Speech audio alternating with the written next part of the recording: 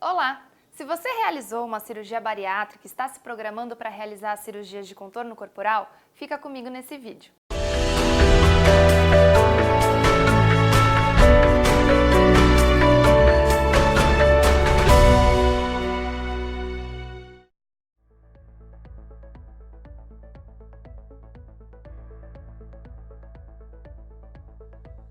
Uma das dúvidas mais frequentes dos pacientes que realizaram a cirurgia bariátrica e estão se programando para realizar a cirurgia de contorno corporal é sobre o peso. É necessário um peso estável para realizar a cirurgia? Sim, o paciente precisa apresentar um peso estável entre 3 e 6 meses.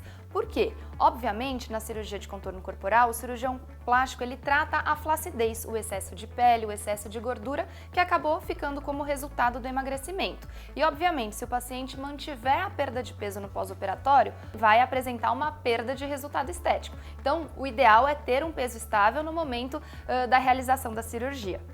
Outro dado importante sobre o peso é o IMC. O que é isso? É o índice de massa corpórea. É uma relação entre o peso e a altura do paciente. O IMC ideal para a liberação do paciente em realizar a sua cirurgia de contorno corporal é por volta de 30. Por quê? Obviamente, um IMC acima de 30 indica que o paciente se mantém num quadro de obesidade ou sobrepeso. Logo, esse paciente vai apresentar mais complicações tanto no pós-operatório ou no intraoperatório. Então, o cirurgião plástico vai contraindicar sua cirurgia. Os pacientes que realizaram cirurgia bariátrica, eles apresentam uma síndrome desabsortiva. Eles vão apresentar uma má absorção de nutrientes e os principais deles são as vitaminas do complexo B, ferro e algumas proteínas. E obviamente isso pode gerar complicações na cicatrização e no pós-operatório. Então, um ferro que não é absorvido de uma maneira adequada, ele vai gerar uma anemia que a gente chama de anemia ferropriva. E no pós-operatório, isso vai gerar consequências, uma demora na recuperação do paciente, uma cicatriz que vai demorar mais para cicatrizar e uma recuperação mais difícil, com muitas vezes uma internação mais prolongada.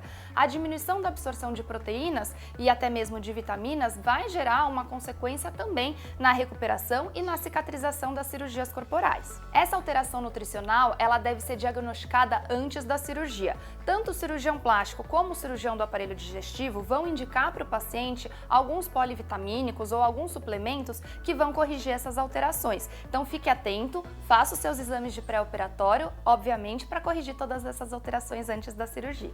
Outra dúvida bastante frequente é sobre o pós-operatório desses pacientes que realizaram a cirurgia bariátrica. O pós-operatório, ele é diferente de um paciente convencional? Não, muitas vezes o pós-operatório ele é semelhante. Obviamente o paciente ele precisa ficar mais atento com essa questão nutricional que eu relatei no item anterior, mas o pós-operatório ele acaba sendo o mesmo. É necessário o acompanhamento do cirurgião plástico, das fisioterapeutas realizando uma drenagem linfática, uso de cintas e faixas modeladoras, uso de meia elástica, a deambulação. Então andar no pós-operatório é muito importante para evitar trombose. Todos os itens que a gente já comentou sobre pós-operatório nos vídeos anteriores, eles são mantidos para o paciente pós-bariátrico. Obviamente, tomar cuidado em relação a essa parte nutricional, como eu já falei, e a manutenção do dreno. Esse item ele acaba sendo um pouquinho mais diferenciado no paciente que teve uma perda de peso mais importante.